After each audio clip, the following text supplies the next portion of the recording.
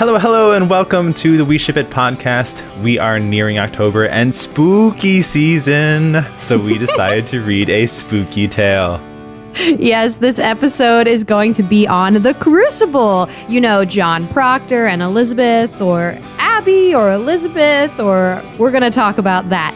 And we have a guest reader. Do we ship it? Listen to find out.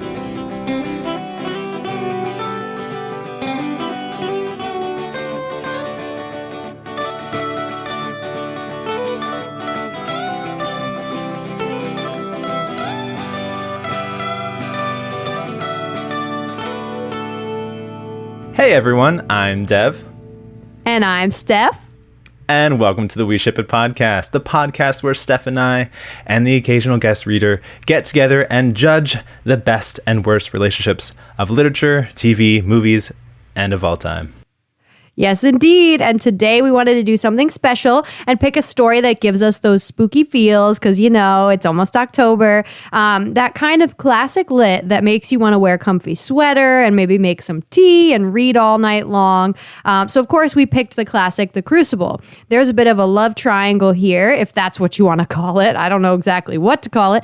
In the story between John Proctor and his wife, Elizabeth, and the girl that he sleeps with, Abigail. Yay.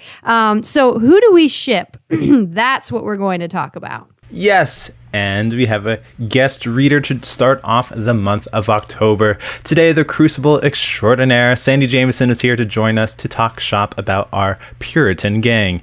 Sandy is one of my fellow teacher friends and once my mentor in my student teaching years. We even had the opportunity to teach the Crucible together and have worked hands-on with the text several times since then. So it's truly amazing to have her join us, and I'm stoked to have her with us to share her thoughts, although I kind of already know where her true feelings lie for some of these characters, but we'll get to that shortly.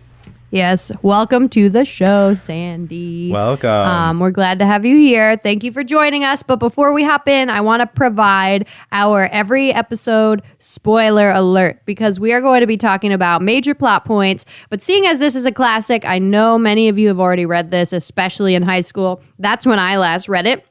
If you haven't read it, it's a great way to start the spooky season, and it's also a great reminder of the importance of a sound justice system. So you'll be mad by the time you're finished reading this. But speaking of which, here is our brief summary. We start the play in the town of Salem with a pastor waiting in a room with his daughter who is unconscious. And Abigail is another member of the people in the room, and a number of other people are there too. The girl is said to have been possessed because her and the pastor's slave named Tituba, Abigail, and others went out dancing naked and conjuring demons in the woods the night before. Eventually, to save their lives, quote unquote, Abigail and a number of others start to say that they were made to do this by witches in their town because people were really like, why were you out there dancing naked? They're like, well, witches made us do it, of course. And they begin teaming up with the court, having fits and sentencing women that they don't like to be hung for being a witch. The catch is, if the townspeople are called to the court and they admit that they're witches, they live. If they don't confess, they're hung. So this creates kind of a controversy, right? Why wouldn't you confess? Well, so you can clear your name. A few townsfolk kind of confess and are set free. A few are not, and they're hung. John Proctor, who is our main man today, is a farmer who's married to Elizabeth and 7 months prior slept with Abigail, the girl causing all this trouble. So he repented and he told Elizabeth, but it still bothers them to this day. Abigail, however, pushes John to leave his wife all the time, and John says no. So naturally, Abigail calls Elizabeth a witch. She calls her to the stand, and the court believes this. Now, John trying to stand up for her also gets himself involved. The whole story is turned around on him, and they say he is a witch or a wizard. I don't know. I guess they're called wizards if they're guys. The play ends with John choosing not to confess, and he's hung. This is a cautionary tale of what can happen when due process is not followed, but there are also some interesting moments that I think it's important to discuss because they discuss in depth the importance of love between a husband and wife and also forgiveness. So these are some huge topics that we're going to be discussing today. So without further ado, let's start talking The Crucible. Woo. So first question. how did Abigail and Elizabeth get to be the women they are when we first meet them? So, Sandy, I don't know if you want to start this one, or I can. No, I could go for it. So I think they're both products of their society, but I think they've had really different life experiences. I mean, obviously, Elizabeth's probably 20 years older than Abigail, but so Abigail, we know, or her parents are dead, and she's living with her uncle. And her uncle's a pastor. He's like the big man in the town, although not, he's got his own sort of issues. So he can't be a very fun household to live in. And Abigail's a teenager. She's a kid. So in Act 1, Abigail actually tells the girls in the scene where she threatens them, she says, "I saw my dear parents' heads smashed against the pillow, and I've seen some reddish work done at night." Oh, yeah. It's really like, oh my gosh. So something... Yeah, she's a creeper. I think, we're led to believe that Abigail's parents not only are dead, but were killed in this really traumatic way, and she witnessed it. So It's very traumatic, I'm sure. We don't know how old she was when this happened, but, we can't deny that what happened to her is probably part of why she's so... Oh, 100%. For sure. Like she is. Whereas, and Abigail was raised in this Puritan society, but she's rebelling against it. And I think part of that just has to do with the fact that she's a teenager. Yep. When we meet Elizabeth, she's a married woman. She's got several children. And any of her wild girly days, as much as she could have had wild girly days in Puritan society anyhow, are long behind her. So we see Elizabeth as this good Christian woman, and she's just playing this role. That's what she's been expected to be. She probably had a very traditional family life. She went through, she was probably a maid or a servant for a wealthy family, and just kind of worked her way up and never had any drama. Probably. I mean, up until this point, I doubt Elizabeth's life had very much excitement in it. Right. For sure. I Probably think the exact opposite. No, yeah. And I think, so something about Elizabeth, I adore this woman. Like, I've never felt more called to be an all-forgiving, like, good person than through her example. And I'm not sure, other than like kind of what you told us about much of her background, but I know she feels very cheated by John for most of the beginning of the book. Yeah, definitely. But I think it's not in a malicious way. Rather, I feel that she kind of wants to help John get out of whatever murky situation he is in, versus being like super jealous. Like, there's obviously some form of jealousy there, but she doesn't share that same really, really naturally jealous nature as Abigail has within her. So that's kind of where, when I see Elizabeth first, that's where my thoughts are with her. Abigail, yes, clearly something weird happened to this girl before we met her. It's tough to me because she is such a manipulative person from the moment that we meet her. She's lying to the pastor who's asking her, "Were you in the woods dancing?" "No, I wasn't doing that." And then slowly we uncover the truth over time. I think Abby has a lot of fear within her. She's, uneducated a little bit, and she kind of fends for herself out of this natural fear that I get. She's afraid all the time, and then she speaks out, and then it gets over dramatized, whatever it is that she gets involved in. And she can tend to over dramatize those things when she becomes the center of attention. She loves being the center of attention, and she also really, really, when she is fearing for her life, she acts like an animal that's in danger. Oh, like, yeah. she'll fight for her life if it costs anyone else's life, even the guy that she claims to love, which is John. So I think that's interesting. And I think we get even more background on Abigail, which we're going to talk more later, with that secret extra scene that we get at the end. Right. And that's what Act 2, Scene 2, it's like not really in it, but you get it after the story. And basically, I wanted to quote the last line of it because I thought it was really an interesting thing. "Oh, how hard it is when pretense falls, but it falls, it falls. You have done your duty by her. I hope it is your last hypocrisy. I pray you will come again with sweeter news for me. I know you will, now that your duty's done. Good night, John. Fear not. I will save you tomorrow. From yourself, I will save you. She seems to have this idea that she knows better than him. And I think she just gets these fantasies all twirled up in her head. And she's very selfish. I don't know. But that's all I really have to say about Abby. I don't know, Devin. Do you have anything else? Because I know you have some opinions on this girl. Abby's the worst. I don't know who I hate more. And I always come to this conclusion, like, do I hate Abby more or do I hate Paris more? I'm like, okay, what's it going to be today? How am I going to feel? Because these two are just terrible. I know. I mean, she tells lies, she manipulates her friends and the entire town, and she eventually sends 19 innocent people to their death. Like, she's such a sweet girl, right? Yeah, such a sweet girl. But what I find so interesting is that she's powerless in her Puritan societal realm. And she is, and so are her friends, and so are other people like her. She's an orphan and unmarried, so she has nothing to her name. So when the hysteria of the town pulls the reins into her favor, she grabs a hold and runs with it, and she kind of gets drunk with power. Yes, she does. Did you have something to add, Sandy? I was just going to comment on Paris, on Paris versus Abigail, and I know Paris isn't the topic of our conversation, but right. I feel like I have more sympathy for Abigail than I do for Paris. Really? I more think so sympathy too, for Abigail? I do. Look, I think Abigail's behaviors are despicable, but I think, like you said, Stephanie, she's acting out of fear, and she has learned that she has to take care of herself in life.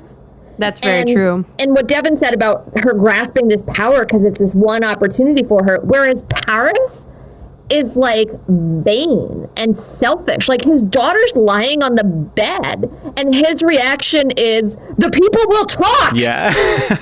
I'm like, what? And whenever anybody tries to see reason, Abigail, we can understand she's trying to save her butt. Don't dirty my name. Paris is just trying to throw power around and, I'm the minister, and he's trying to save his name too, but I don't know. It's not as forgivable. I can't stand that guy either. And his little thing with John Proctor, I'm like, bro, get over yourself, man. You're such a little man. Like, just do the right thing. But anyway, we could go on ranting about Paris forever. The second question we have, and I love this question. What do these three characters symbolically represent? And does that representation apply to their relationships? So I'll kind of walk through them a bit. For me, John is the full-on sinner who is in need of repentance and mercy. His name, like Proctor, even means steward or charged with the care of something. So John bears his sin of adultery on his shoulders, and the weight crushes him at times, and it tears at the marriage with his marriage with Elizabeth. So he puts it on his shoulders, and he's such, I don't know if I admire him for this, or I don't know how I feel really about it, because he just takes all the weight on his shoulders, and it's hard to see when he goes throughout as the play progresses. Whereas Elizabeth is often titled with the name Goody Proctor, or Good Steward in the play. So she strives to be the best in character for her and her family. Elizabeth would do anything, even lie in court, and we'll get to that later, if it means for her to be the best wife for John. Lastly, we have Abigail, and Abigail is a deceiver, and she exudes this from herself. Her mission is to tear Elizabeth down and have her suffer at the hands of the government, and eventually replace her role as wife of John. Like, what kind of girl does this? Oh my gosh. Can't stand her. And I think this mission, I dare say, might even become an obsession. Crazy to think that, I know, but like, it's true. What do you think, Sandy? So I think whenever I kind of teach the play, I introduce sort of the background of Puritanism and Salem. And one thing we always talk about is how, this is a new world.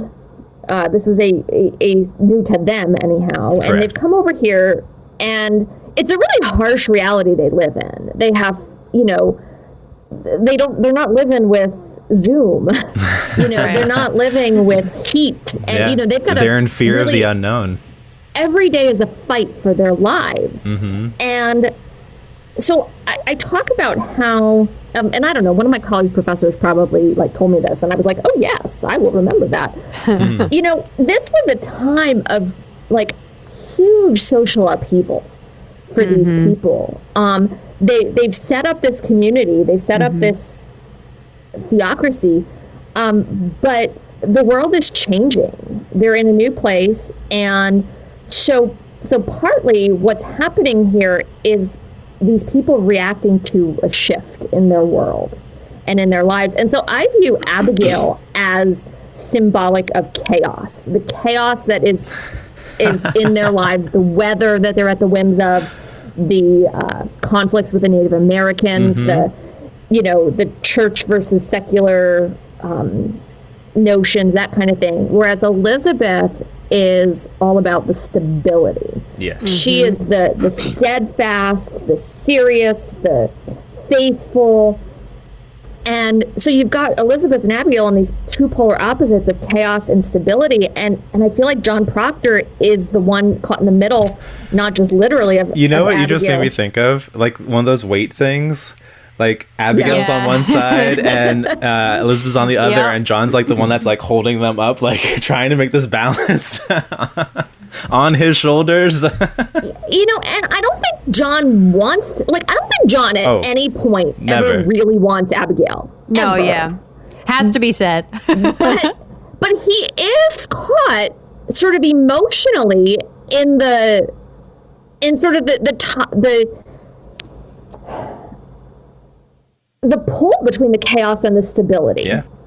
Even if he's not pulled literally between Abigail and Elizabeth, he doesn't like Paris. He doesn't think that he needs to be in church every day of the week. He's certainly not as heathen as Abigail, but he's definitely not as faithful, not as committed. And John struggles with that. That's his whole internal battle. Am I a good person or not? And so I think he really functions as the one trying to answer the question of who are we and what do we want to be? Yeah, I love this. Okay, I had a completely different interpretation of this question. So let me know. I'm going to just run through it and let me know if I'm completely ridiculous or what you think. But when I thought of this and I saw these three characters, I saw Elizabeth as representing truth and faith. And I saw John as representing justice. And Abby, she was chaos, but she was the thorn that got in the way of the marriage of truth and justice. So what happened whenever Abby was sort of throwing some ball in here, she was trying to get Elizabeth thrown in jail or John thrown in jail, also the way that she seduced John, these are all ways that these chaotic sins can get in the way of the absolute perfection of truth and the absolute perfection of justice. Oh, I like that. That's what I really was thinking of, because it's, Abigail is the thorn. She is lust. She is jealousy. She is sin, basically. And that's why her nature tears truth and justice apart. And that's why when I saw their relationship being torn apart, I was like, well, these are two pillar philosophies that are just being torn apart by human nature, which is Abby. And I don't know if that's crazy or not, but that's what I was thinking of when I was reading these characters. I think that's really profound. I think that's all. I don't think it's crazy at all. We're done here. Thank you. And that is why the Crucible rocks. I love the Crucible. Yeah. Okay, Devin, Cool. next All right, question. Next one. Moving on. Based on the tone of the opening of Act 2, how can the audience perceive what the relationship between John and Elizabeth has been like for some time? Ooh, I mean, they got issues, right? They got It's an issues. icebox. It is. It's very chilly. It's very strained, but also reasonably so. You know? I don't blame her. they, obviously he did something stupid. Right. And they're trying to figure out how to move forward with all of this resentment in the room with them. I love when John says, it's like winter in here. Like, oh, yes. He's got some funny lines, and so does she, man. Elizabeth, your justice would freeze you. right. Yes. I read that to Tom, and he laughed for a solid 10 minutes about it. I was just like, this is great. I love this humor here. Yeah. But yeah, they're broken. But go ahead. I just think, like, they don't have any options. Like, this is Puritan Salem. It's not like they can get divorced. Right. They're kind of stuck. And they're I think John already, he's already feeling his guilt. And Elizabeth thinks he should be feeling his guilt. And she's not going to let him off the hook for any of that. Elizabeth's really put in a bad spot here. Because, like, not only, like, is she having these issues with John, but she's lost her servant. Mm-hmm. And now, of course, they have Mary Warren and all that jazz. So maybe my train of thinking here wasn't going in the right direction. I just find it, like, I applaud her in the sense that she tries to make the best of it. She still has these feelings, like she still has trust issues, understandably so. And she's put up against walls against John. And he tries to make these moments to try and loosen her up, to try and get her to defreeze in a sense, like kissing her. And but even then, she still doesn't accept it in a lovingly manner. Because it's all fake. Yeah. Like, remember when he first comes in at the beginning of that scene in the stage directions, they're like, there's soup on the fire, and he tastes it and puts salt in or something. Pleased.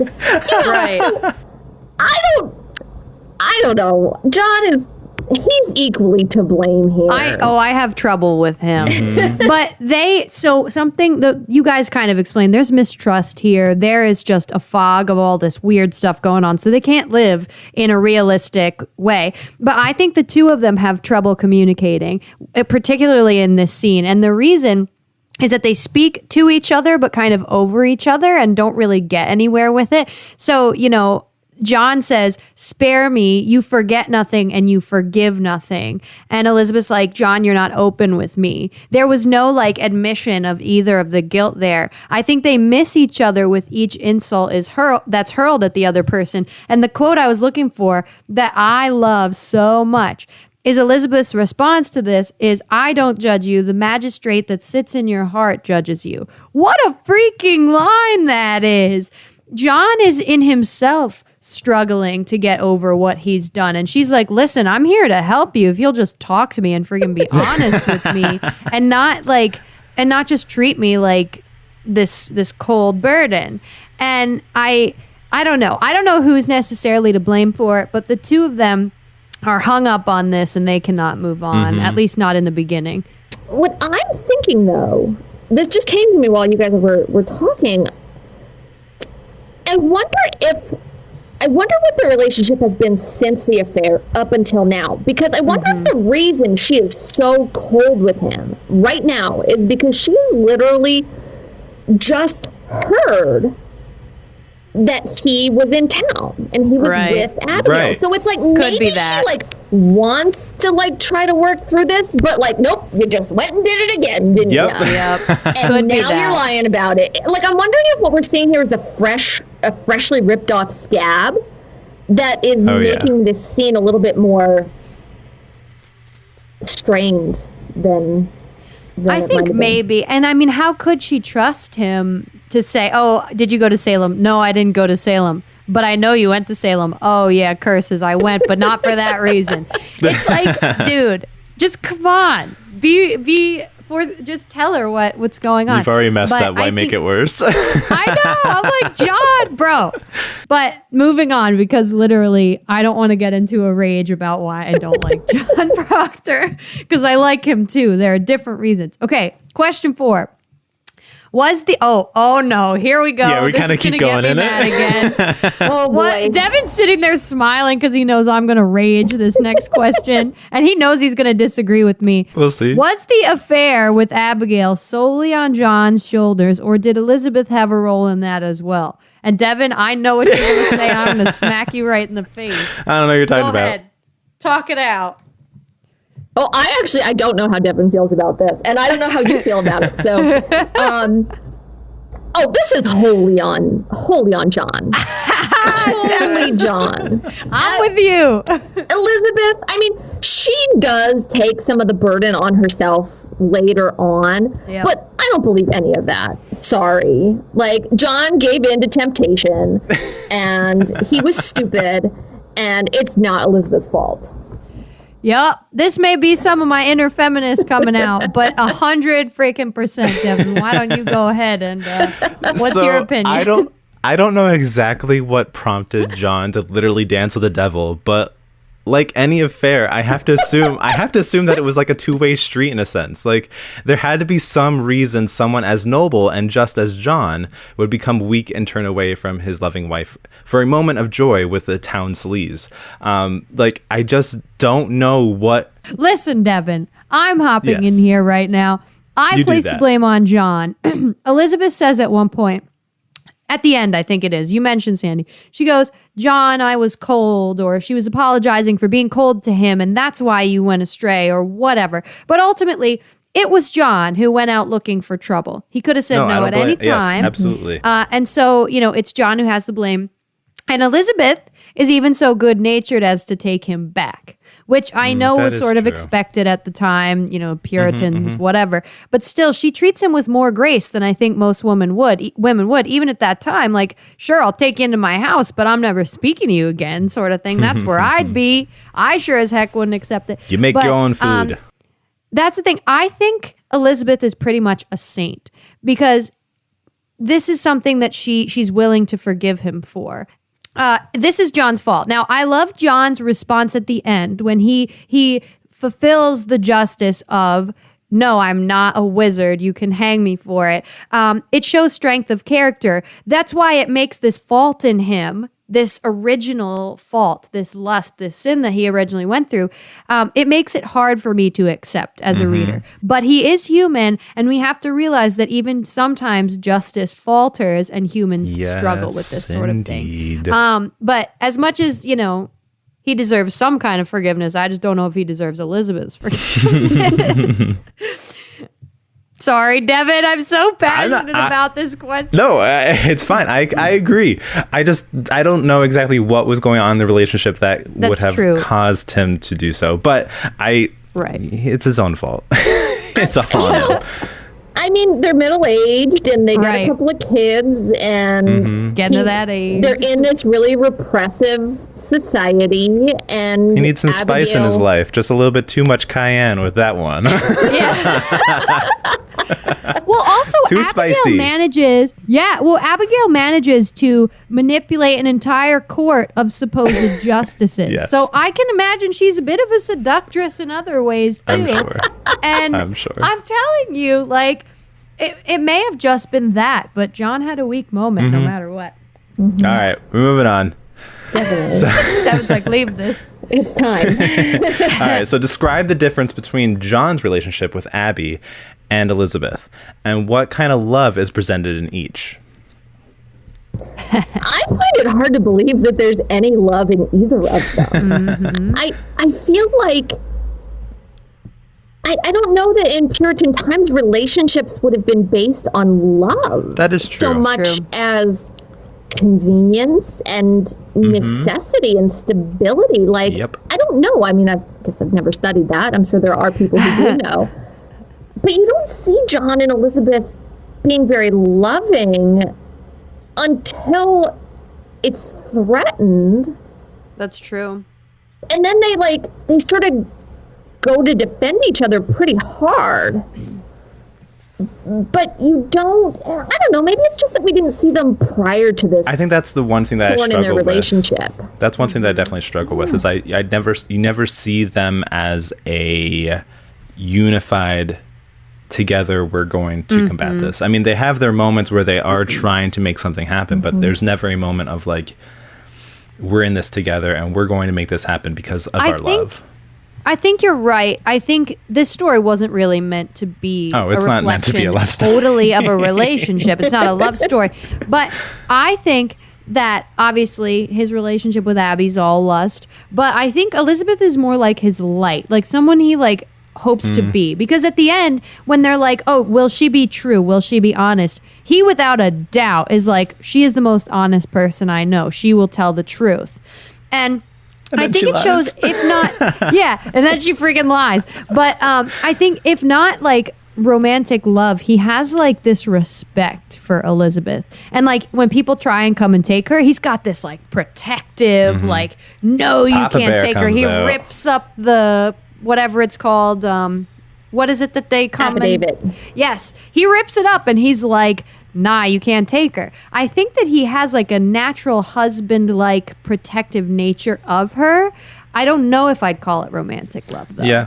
I do appreciate that they try to work through the ugliness of marriage together, and they want to mend their relationship just, and it's not just for themselves, but it's also for their growing family. They want to be, regardless of whether or not they love each other, like they still want to be unified for their family and to be that relationship, be that role model for their family as well. And I mean, something had to happen because she's pregnant in the end of this, so. Okay, did you also read that she gets married 4 years later to someone else? There's like a little, I forgot to read it when I first read it. It's like a little section that's not part of the play. It's just sort of an after. And it's like, she got married 4 years later, which doesn't ultimately mean she didn't love John at all. Right. Like, obviously he's gone. But it's interesting that he included, oh, Elizabeth got married 4 years later. Like, that's an interesting detail as well. Whenever I teach this, I make sure to read that to my kids. Like that, you know, you get this really dramatic ending, and like you're all sitting there in silence, and then I'm like, oh, but wait, There's more. and you know, you've got that poetic justice of what happens to Abigail, and they're like, yeah, you know, Abigail turned up. Rumor has it that years later, Abigail turned up as a prostitute in Boston, and they're like, yeah, I knew it. Abigail. We just know. But yes, okay. Now, I want to talk about this scene we talked about before a little bit, but very briefly. Some readers or audience members are not aware of the secret Act 2, Scene 2, as some texts include it as an appendix, and some theater productions choose to not include it. But what does this scene add to the text? Is it necessary? What does it do for John and Abby's relationship?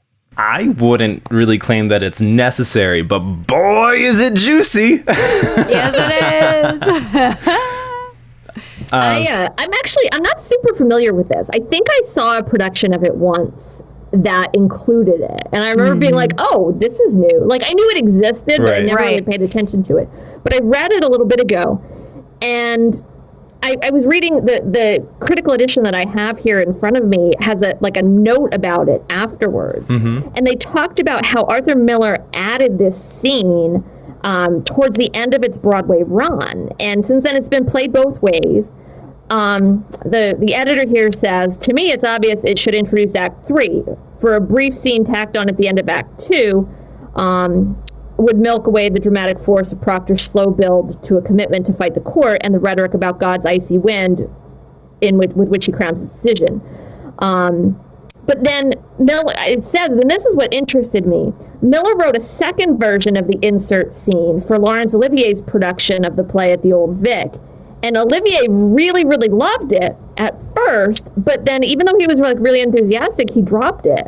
And he said, because he said, you know, you don't really need it. You know, it's nice. You get this expanded view of the characters, but putting it in there destroys the tempo that started the play. And you end with this really powerful Act 2 moment with John saying, yes, I'm going to go and take down that court. And to put this scene in there it disrupts that momentum and that flow. But that said, it's so rich with getting this feel for who Abigail is and who John is and what they're trying to do. It's like, man, that monologue that Abigail has, like, that's like an actress's dream right there. I know. I just love that she shows up in her nightgown with her hair down and ooh la Of la course. and a blanket around her shoulders, Abigail. and she thinks she knows where this meeting is going. She's like, oh yeah, this is happening. And she's dead wrong. He's like, no, I'm coming for you and you better watch out.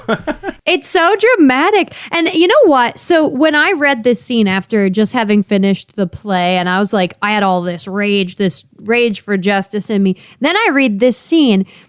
It made it less mysterious to me. So I don't know if you guys get this sense too. And I think this might be the reason it's left out sometimes. But there are some points in the play where you're kind of like, okay, it's pretty obvious that Abigail and these girls are faking it, but you get like this eerie feeling that maybe something weird is going on.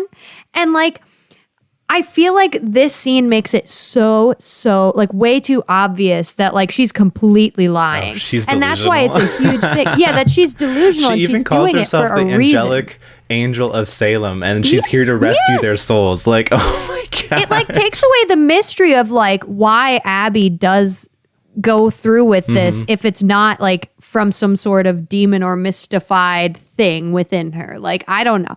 But that's kind of why I was like, I don't know. But I think the scene also humanizes her a bit because I don't know. It like you can see that she's really fearful when John's like yelling at her and stuff, but it also gives her intent. It has her admit her intent behind these things. And that's why I thought it was a really interesting scene.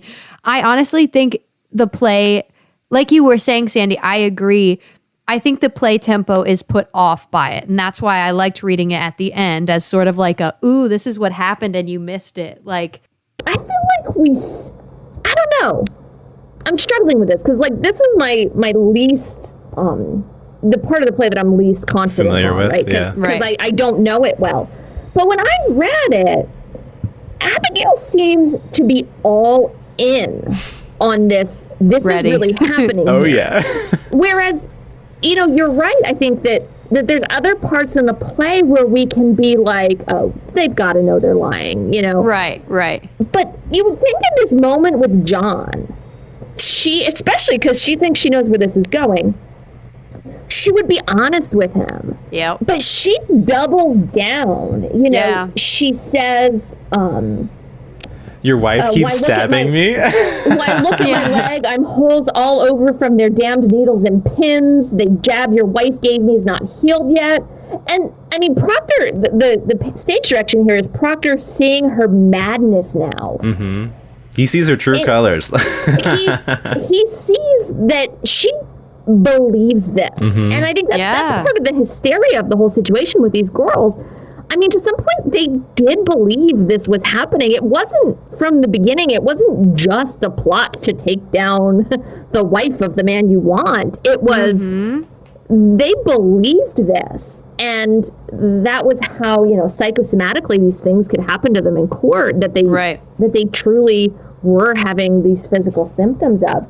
And I think Proctor's like, I feel sorry for you. But then on the third page is where Abigail freaks out. Oh, yeah. And, you know, she says that he is the only good in the world because he taught her goodness. Gross.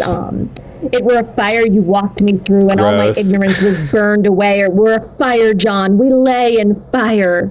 Oh my gosh. Yeah, she's a little deluded. A little dramatic, huh? Low cray cray. Just a little bit. I love Abigail. I know. What a character. All right. Moving forward. Why does Elizabeth lie in court? And should she have lied knowing the consequences of it all? She didn't know the consequences. I know. But you know that, like, if you lie in court, like, something is going to happen. I have trouble because she lies, obviously, to save John. I guess she maybe assumes Abigail was the one who made this claim, and believes it's more of like a personal matter, something maybe John should be the one to admit and not her. I wish she didn't do this, though, because I believe it's the one moment we see Elizabeth falter. It is the one moment in the entire play, and I think she was the closest character to a perfect character. Obviously, that's not really, we're human, so it's not really the way that it goes usually, but it just makes me sad because she's truth. And this moment, you see one little lie, how it can ruin literally everything. Oh, yeah. Like, she is the reason that John hung, ultimately. Like, obviously, if he never got there, if he was never accused. But her lie is what sends him to the gallows. And it's just like, man, I don't know. I just wish she was honest because he's like, she's always honest. And then she wasn't honest. I don't know. I feel like part of her lie was to save John's, was trying to save John. But I feel like it was really about his reputation and doing the right thing for him and his self-image, because she knows that he feels guilty, right? And she knows that this sin is the one thing that eats away at him. Yep. And for her to come out in public and say, yes, my husband is a sleazebag. Sort of shameful. It's shameful, and I feel like she thinks, because she doesn't know the reality that he's already admitted it, she thinks that by doing that, she's going to be betraying him. I think here we see her really trying to be the good wife. Right. And it could also be... Sorry. That's just what's I think is so traumatic about it. Yeah. It could also be her moment of like, I'm coming to terms with this and I'm finally granting you forgiveness. I'm moving on. Like, yeah. I've been holding this against you for so long that this is my moment that like, it's okay. I'm letting it go. That would be interesting because it would be her forgiveness and then his ultimate like penance. Okay, next question. Do you think Elizabeth still loves John after everything they've been through? I think so. I mean, she even goes to jail and even in jail expresses her love for John and through her lie. And she will go to the death protecting the man that she loves. And her heart is just so strong. Even through all of the hills and valleys, she has maintained herself true to John. She has forgiven him. She's allowed him back into her life. And yes, she was hurt and her heart turned cold, but for good reason. And she still loves the man who is the father of her children. And she comes flat out and forgives John and asks for forgiveness for her green eyes. I think that moment when they're both in the jail together, when they're allowed to be together, I think that's just such an honest, and that's the moment where we actually do get to see like what were they before all this hysteria went into the town. We get this moment where they're like very honest and just true with each other. I appreciate that. I think that's really cool. I think probably at the end there is where we actually most see their love for each other. I'm wondering, and we talked before about how it never really came across as a real romantic love between them, but like I feel like this experience has bonded them. Yeah. Especially I think her knowing that she, through her lie in the courtroom, is the cause of it all. That it is now her fault. To some degree. I mean, obviously, he still has choices to make in Act 4, but I think this trauma that they've both just been through has bonded them together in a way that probably wouldn't have happened if they had just been going about their daily lives, farm in the fields and Salem. And yeah, that scene is very powerful. We do see them be like honest and loving, and when John says that, he puts his hands on her stomach and says, the child, and she said, it grows. And just her actions kind of at the end of the play when it comes to his confession and whatnot. I think they finally do show that they truly care about each other. I tend to bring up, like, and I probably won't even include what I say here, but I the only clue that I have that it's possible that like there's any indication of how she still feels for him, I think So for one, I found it interesting, like we said before, that she gets married again, but I don't think that means anything about how she feels about John in general. I think she has a great deal of respect for him.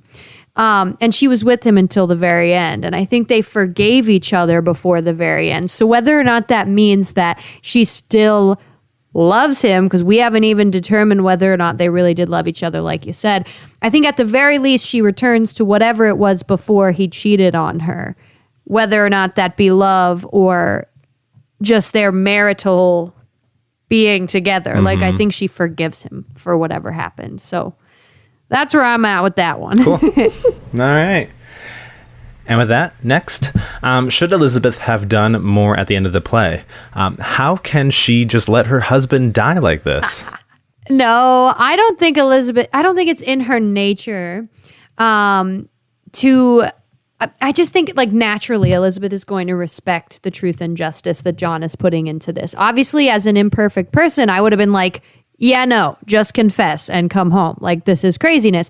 But I think it shows true bravery on her part and on his part, and true self-sacrifice on both of their parts, that she went along with whatever he felt called to do. Right. Because she can't begrudge him his good name. It's a choice he has to make. Because if she tells him, no, you have to live, imagine what he's going to keep on her for the rest of her life. Like, oh, well, I did this for you. My name has been besmirched because you and the family wanted me to live.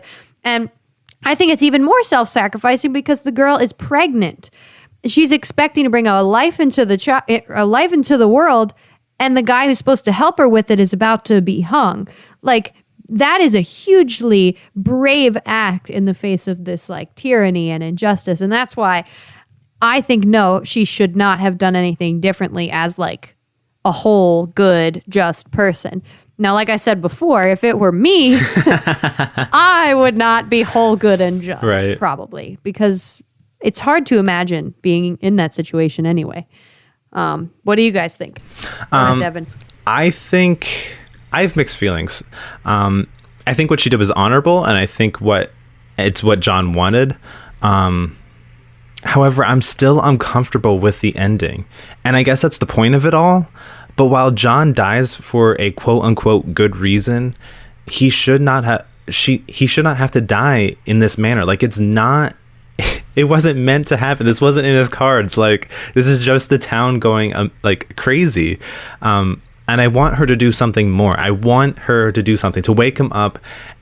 But there's no changing his mind, as he wouldn't live with the alternative. He couldn't live. There's no way he'd be able to live with the alternative here. So I don't know. Like, it's just, I have mixed feelings. I'm with Stephanie. I mean, it's sad, yes, but I don't think Elizabeth could have done any more. And I don't think she should have done any more, because John, as a character, was so tortured. Mm-hmm. And even, we see the torture in his going back and forth on whether to make the confession or not. And he says, I have 3 children. How may I teach them to walk like men in the world? And I sold my friends. Oh. I don't think John wants to live. No. With adding another sin. Correct. He says, God has seen my name. God knows how black my sins are. I just feel like he would continue to carry around that guilt for eternity. Yes. Mm-hmm. And it would be a reminder. Exponentially worse now that he's adding this sin of lying on top of the sin of lechery that he's committed.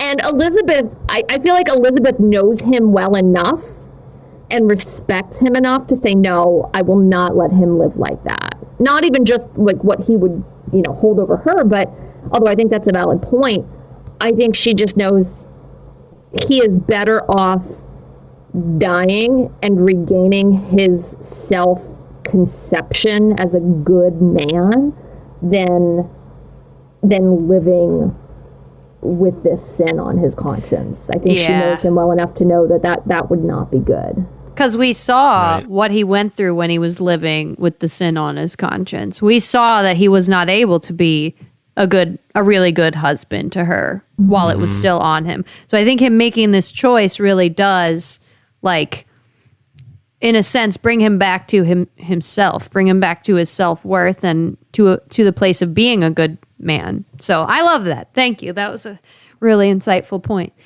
Now, I have the pleasure of asking our last question that we ask every episode.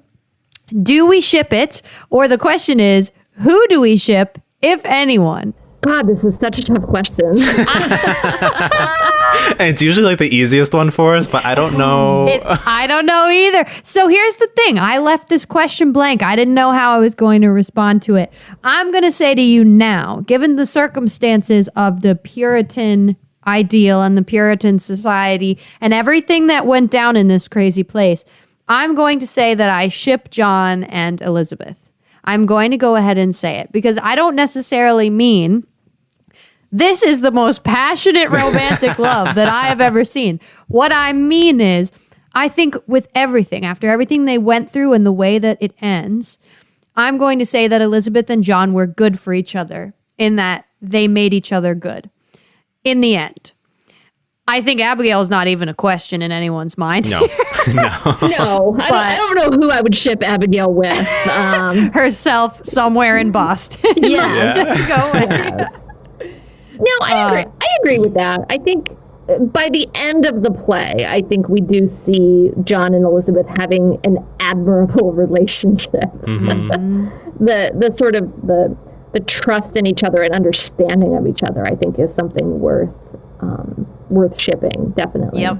There you go. I said yes as well, because I think their marriage is a struggle bus, and they grab a hold of that wheel and ride through the rough terrain together. Like, they're in it together, and it's not pretty. And we don't always see the beautiful moments of this marriage, but I think they have them. I mean, I believe they had pretty moments, even though like the constraints of the society and that kind of thing. But like, I think they had those moments together, and I think each of them would know that they would do anything for the other. And they aren't my couple of choice, but they do have an honest marriage, bruises and all. Like, they're willing to show their marriage as it is, which makes them so special. Like, I don't think there's a single couple in Salem that I can really ship. Like, even, I mean, the nurses, maybe, but definitely not the Coreys, definitely not the Putnams. Let's just leave Salem as the weird little society over here. We're not going to touch that. But yeah, so as I figured, we've ended this episode at a really unsettling point because this text is unsettling. Like, I think that that's something about the Crucible that always sticks out to me is how impassioned I feel to do something that I don't know what it is.